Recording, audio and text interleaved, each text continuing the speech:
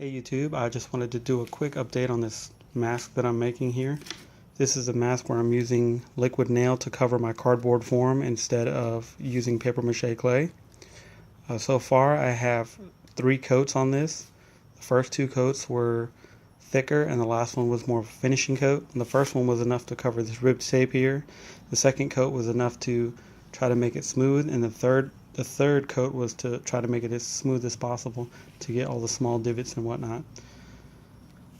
So far, I like the, well, let me tell you about the mask here. You can kind of see that I have a divot here. You can see the cardboard form underneath.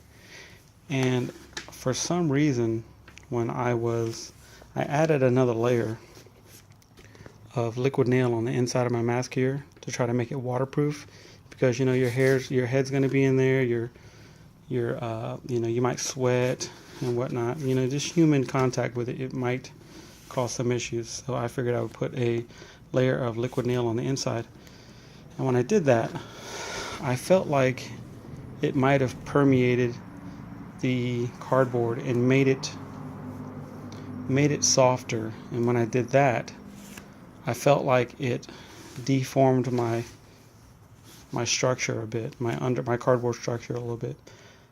I don't know if that is 100% certain or if I just started noticing this in different light, but after I put the coat of the liquid nail on the inside, I felt like I could see more of the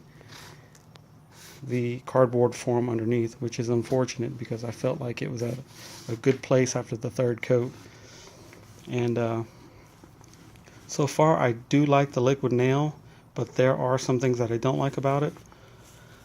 The first off, I thought it was going to be more rigid, and I'll show you here. See if I can do this without breaking my mask here.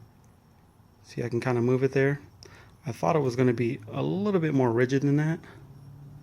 See, I can kind of squeeze it here. I like that and I don't like it. I like it because it gives it a little bit of flexibility, so things may not possibly crack. But what I don't like about it is it's just not rigid, and I was hoping that this would be more rigid.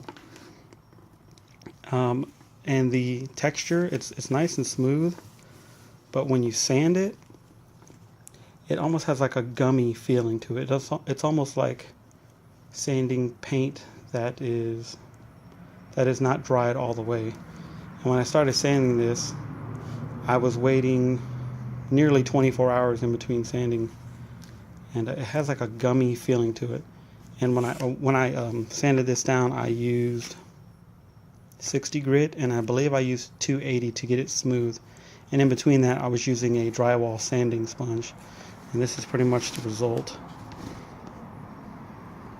So just give you a quick look at it.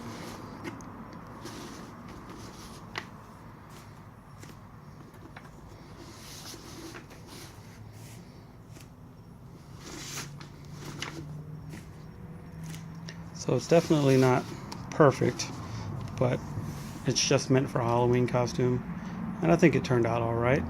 I said in my previous video that it would be my go-to for masks, and I'm not sure if I make another mask would I go with liquid nail again, because I wanted this to be rigid and it's not, but I do like the flexibility of it a bit.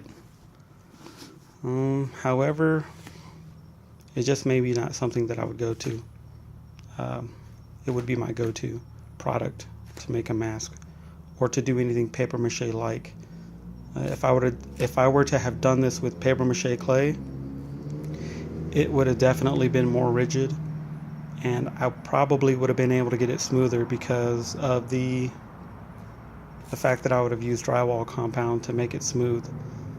So those are my thoughts on it, and maybe if somebody out there is possibly thinking of using liquid nail after seeing my first video, then maybe see this and wonder or change their tune, and or maybe it might suit their needs. But otherwise, this is pretty much it.